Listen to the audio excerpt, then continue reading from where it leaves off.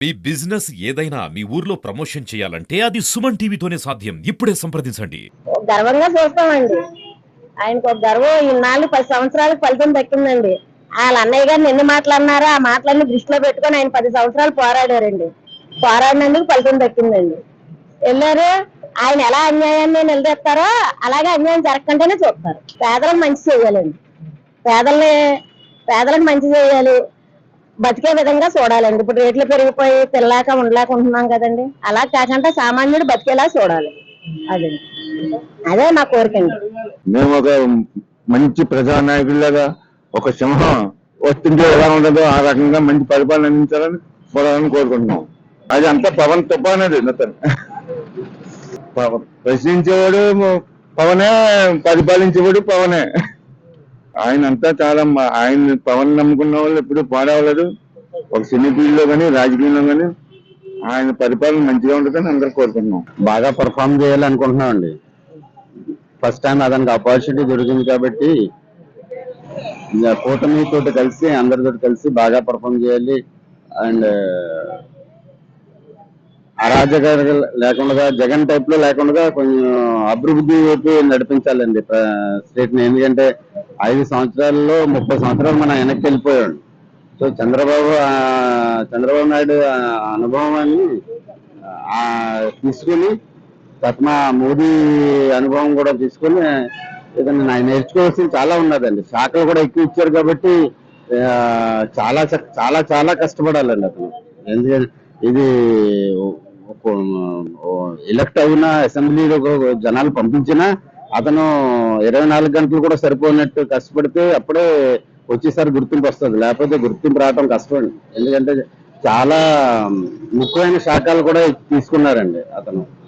So Andhra Pradesh ఇప్పుడు అతని చేతిలో ఉన్నట్టే ఉన్నదండి.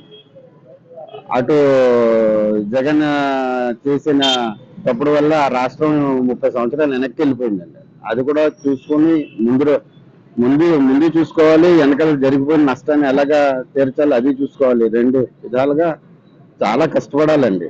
అదే పవన్ కళ్యాణ్ మారాలండి ఇంకా చాలా. అంటే అది ఇప్పటి వరకు అసెంబ్లీలోకి వెళ్ళటం ఒకవైపు, ఇప్పుడు ఐఏఎస్ ఐపీఎస్ వీళ్ళతోటి ఐఏఎస్ వీళ్ళ అధికారులతోటి వాళ్ళతో పని చేయించుకొని ముందుకు వెళ్ళాలంటే చాలా మారాలండి. అది సో మారాలంటే చంద్రబాబు నాయుడు మోదీ అనుభవాన్ని తీసుకుని అప్పుడు ముందుకెళ్ళాలి. మేము అన్ని పద్ధతులుగా అన్ని సక్రమంగా లోటుపాటు లేకుండా చేస్తారని మేము చూడాలనుకుంటున్నాం. మా కష్టం అవుతుంది కానీ ఫలితం ఉండలేదు. తమిళ్ లేదు, బాధలు పడుతున్నాం. చాలా ఇదిగా ఉన్నాం నా పరిస్థితి. తింటానికి కూలి లేక, ఓ పూట ఉండి ఓ పూట లేక చాలా బాధపడుతున్నాం. అలాంటి బాధలను తీరుస్తారని ఈసారి మేము పవన్ కళ్యాణ్ గారిని అసెంబ్లీలోకి పంపించిన ఫలితంగా మాకు న్యాయం చేస్తారని మేము ఆశిస్తున్నాం. ఆయన ఏం చేయాలంటే ఖరీదు ధరలు తగ్గించాలి. రేట్లు బాగా పెరిగిపోయింది. విధంగా ఉన్న రేట్లు తగ్గితే మా పనులు వస్తాయి. ఇసుక మెయిన్, దాన్ని మాకు ఫ్రీగా వదిలేస్తే మాకు చాలా బాగుంటుంది. ఆ ఇసుక వలన 5 కార్మికులు చాలా బాధపడతారు.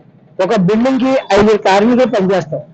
ఎలక్ట్రీషియన్, ప్లంబింగ్, పెయింటింగ్, కరెంటు అన్ని పనిచేస్తాం. అలాంటి వాళ్ళందరూ ఈ రోజు బంద్ అయిపోయి అడుక్కు తింటున్నాం.